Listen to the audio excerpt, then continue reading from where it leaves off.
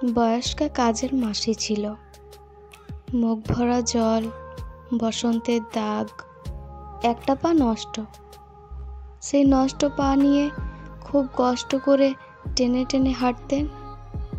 একটি মানুষের জীবনে যে কত বিপর্যয় আসতে পারে, সে ভদ্র মহিলা ছিলেন তার উদাহরণ। তার বাবা ছিল পাকিস্তানি, মা নদিয়ার। 47-এর স্বাধীনতা যুদ্ধের সময় তার বাবা মা আর তাকে ফেলে পালিয়ে যায় নিজের দেশে। মায়ের আবার বিয়ে হয় যুদ্ধের পর। সৎ পিতার ঘরে নির্যাতন সয়ে তার বিয়ে হয় এক সময়।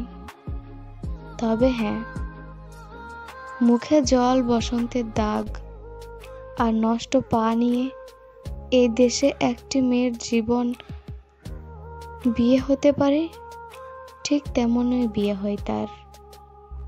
মায়ের বাড়ি থেকেও নির্যাতন সইতে হতো, শ্বশুর বাড়িতেও সইতে হতো। সেই মাসির মুখে শুনেছিলাম, প্রায়ই বলতেন তিনি কথাটা, পুরুষ মানুষ জিদ ধরলে হয় বাদশা, আর মেয়ে মানুষ জিদ ধরলে হয় বেশ্যা। সে সময় কথাটা শুনে মনে মনে হাসতাম। একজন অশিক্ষিত নারীর সাথে তর্ক করতে মন চাইতো না। তবে যত বয়স বেড়েছে, বুঝতে শিখেছি যে কথাটা আসলে মিথ্যে নয়, বরং কথাটা সত্য, ভীষণভাবে সত্য। জেদ করা মেয়ে মানুষকে এ সমাজ বেশ্যাই বলে।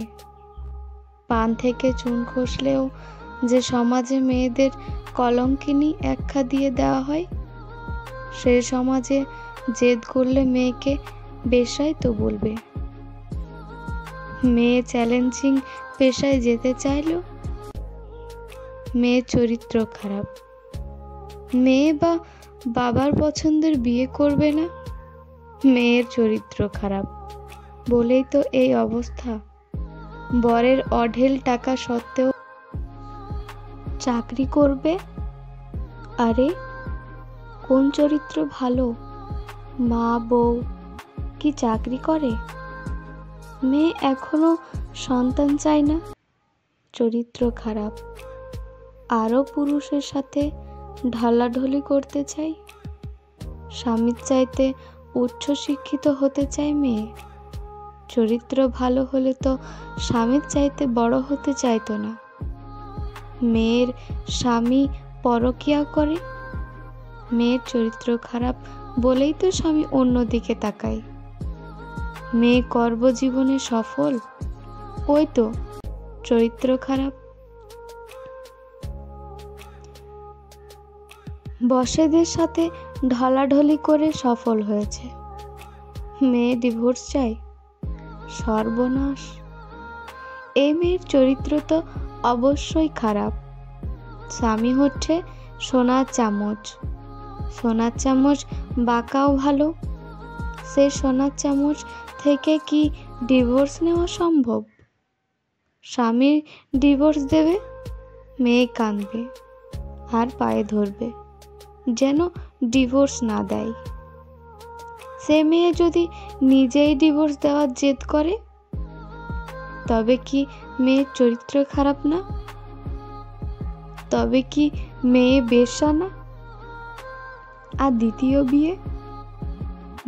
বিয়ে করা মেয়ে মানুষ নিয়ে বলার কিছু নেই। দ্বিতীয় বিয়ে হলো নিঃসন্দেহে বেশ্যা। এই মেয়ে এখন সকলের ভোগের বস্ত্র। যার ইচ্ছা যাও, গিয়ে ফুর্তি করে ছেড়ে দাও। যে মেয়ে 2 সময় সাথে শুতে পারে, সে 10 পুরুষের সাথেও শুলেই বা কি?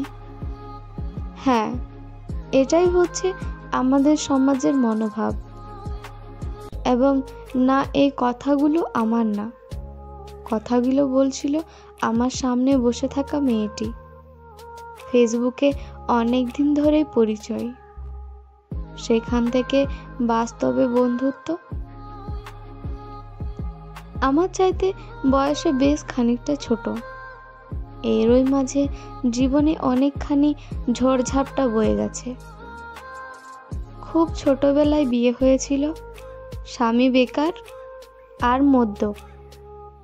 তাহলেও হয়তো চলতো, তবে সেই সাথে চরিত্রহীনও বটে।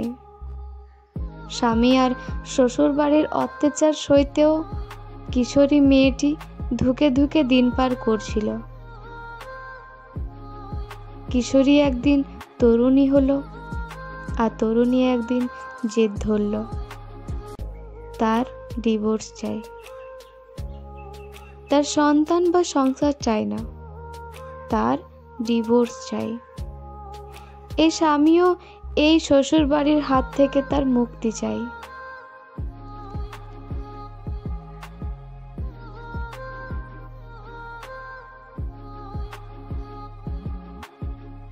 সমাজের কথা বাদ দিন, মেয়ের নিজের আপন পরিবার পর্যন্ত শিবিরে যুক্ত ছিল।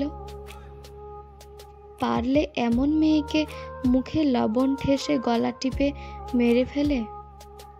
বিয়ের এত বছর বাদে ডিভোর্স, তাও নিজে ডিভোর্স দেবে স্বামীকে।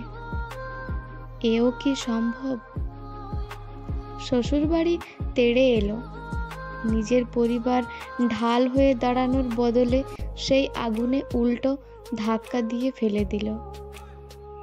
বন্ধু বান্ধবের দল মুখ ফিরিয়ে নিল।